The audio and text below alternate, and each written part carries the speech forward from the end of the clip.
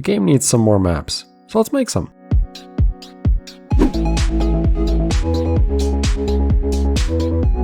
But before I did that though, I had to make a few small changes to the game. I did most of these changes back in March, so I probably forgot a bunch of them, but here are some of the ones I remember.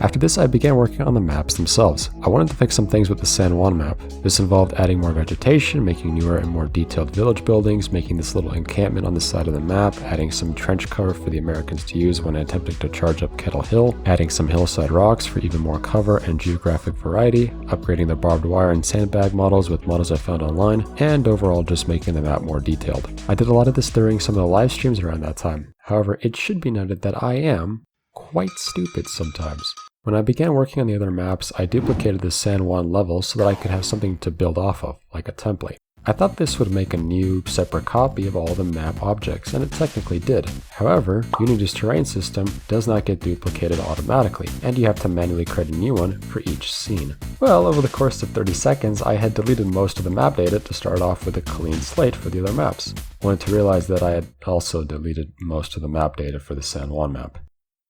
Shit. Fortunately, I did make a backup back in March, which I was able to reload, but I still had to redo everything I had done in April and May. So yeah, moral of the story, always double check the things you copy, and don't be stupid, like me. Anyway, once that was fixed, I began working on other levels. The Battle of Las Guasimas, sound like a hick saying that, hold on, let me check and see if I'm even saying that right. Las Guasimas is a rather small map with a lush forest and only a few buildings. Making the level involved searching online for some strategy maps, compiling them into a guide, and then recreating the environment in Unity. First shaping the terrain, then placing buildings or points of interest, and finally detailing the map with vegetation and textures. Guantanamo Bay was not as easy. You see, when you search the Battle of Guantanamo Bay, Google likes showing you results about Guantanamo Bay now, and about some of the things that occur there. Like just trying to get some information about the battle that happened in 1898, not what some communists think about the greatest democracy the world has ever known. So I ended up guessing where things were based on how the location currently looks like and what some of the written accounts of the battle suggest. The result is a map with not much cover and a fairly small size, but something that is easy for new players to get into. I also went ahead and made this cool as shit menu system. I think the background just looks awesome. It's violent enough to get your attention, but still somewhat tame enough not to be disgusted by it. Here you can view the tutorial, start a custom battle, change some options, view the museum, and quit the game.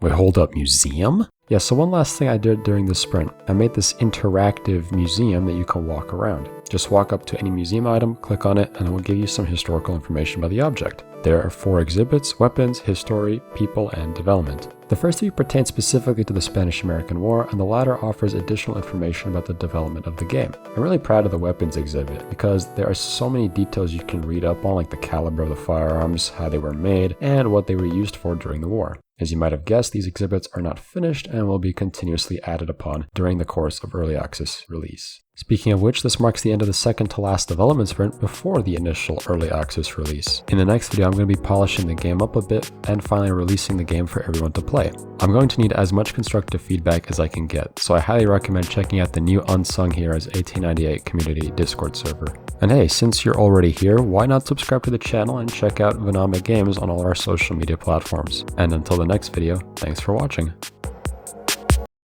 Testing, testing, testing. Okay, we are good. 3, 2, 1. Oh shit, where am I?